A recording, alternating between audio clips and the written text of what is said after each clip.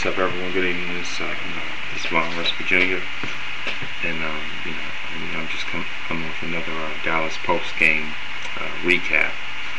And of course, recently, I've been running around, been kind of busy, so I haven't really had time, to sit down and really dissect the game, like I want to. But just recently, happened to tune to this game, and yet another very disappointing loss. Which we put up, huge stats, but yet, it's not materializing. We're not closing out. We're not closing out the way we're supposed to. You know what I'm saying? And I would hate to see for of all franchises, including the Dallas Cowboys, I hate to see us fall into that type of category as a team that's, famous for putting up huge numbers, just all style and, and have no substance, as far as closing out the game. And so, of course, at the same time, I'm still going to be loyal to my team. But it's just that our problem is just as far as just closing out the game, and in this game recently on Sunday against Tennessee, had big numbers. Romo, but except as far as the passing game, that's one of the things that's killing us. Because we put so much more emphasis on passing that we became predictable in the eyes of Tennessee. Romo had had a big number game. We had 31 of 46, 406 yards, 3 touchdowns, but 3 huge interceptions. Three that just shot us not just in the foot, but in the leg, in the knee, you name it. Just demoralized us. And so, of course, at least in this game, we did have more. Have more stats as far as the run game. Phyllis Jones had 15, just had 15 carries. He had 109 yards, but, of course, no touchdowns.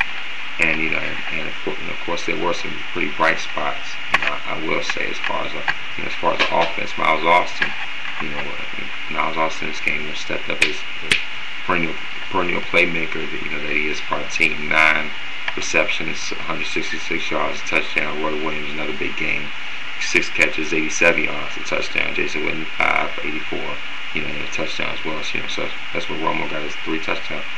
Those are the guys that got Romo's 3 touchdowns. And of course, especially like in the third quarter, Miles Austin, made a huge, key touchdown, 69 yards. That was, tremendous, just unbelievable, man. To be able to catch it, catch it between 2 defenders like that, and by the time he came down with the ball, it looked like two of Tennessee's cornerbacks, just collided and hit just bumped into each other, just bump helmets with each other or something, but at least that part was absolutely beautiful. And the connection that Romo and Roy Williams had. But all that to the side, though, that still did not translate into a W.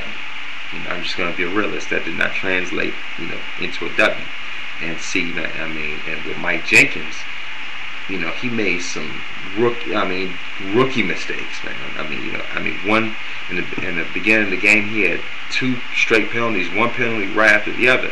And speaking of penalties, that's the thing that really messed us up. We had 12 again, just like the game against Washington. We had 12 penalties. With total to like 133, total yards lost based on penalties. 12 of them, and 3 huge, 3 huge interceptions. And of course, as far as our defending against the run, just broke down. Chris Johnson did his thing as usual. 19 carries, 131 yards. 2 scores, it's not like Vince Young looked all that great.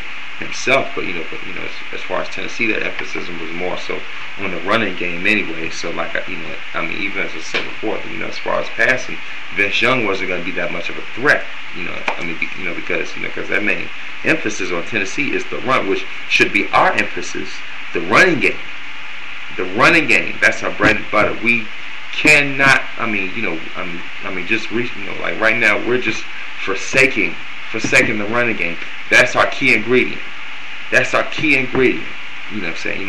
Like I said before, about the like I said before, after the Bears game, before the Texas game, I was saying that Romo can complete under 30 passes, we have a better chance of winning. And if he could throw the ball under 50 times or something, under 50, 40 times, then we have a better shot at winning. What happens in this game?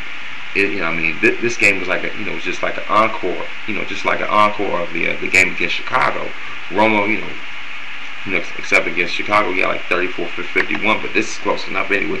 31 to 46. Those numbers are close enough to the game against Chicago, and that's a red flag right there. Anytime you have that many, like as far as stats, it can be a plus and a minus. It can be a plus as far as depending on how the defense plays. If it's a crappy defense, it's fine, but eventually.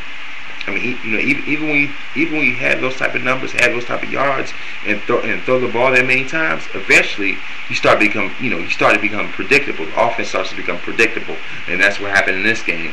We became too predictable against Tennessee. Especially like as far as the passing game. The running game wasn't too bad, even though we didn't score. But at the same time, as far as that passing game, that's the big thing that really messed us up. And even on the other side of the ball on defense, even on the other side of the ball, our defense, just became, our secondary just became suspect. We just got exposed. And see the thing about Tennessee, they didn't throw the ball that much, but when there were certain plays where they did, we just completely broke down. There was even especially with that pass that Vince Young threw off the back of his foot, just like Michael Vick, except this one, was way more, more off than it was more off than the pass that Vick threw. I'm saying, as far as with Vick, when he threw it was more accurate. This one, it just looked like a wobbly duck or something, and somehow out of nowhere, the guy catches it for a touchdown. I don't know what, in the midst of two or three defenders, he still catches the ball for a touchdown. You know what I'm saying? And that was just just totally unbelievable. That just threw me for a loop. And so, our secondary just broke down. Just got exposed. Mike Jenkins making rookie mistakes, one penalty after the other. It's Scamber. He couldn't even cover to save his life. Come on now. This is the type of thing that we really have to shake off quickly, because right now, in these next two games, we have the Minnesota Vikings and the Indianapolis Colts. Two powerhouse. Even though Minnesota didn't quite play like one. On Monday night, against the Jets. But at the same time, these next two games are things that we really need. It's going to put a huge feather in our hat, just like the one against the Texans.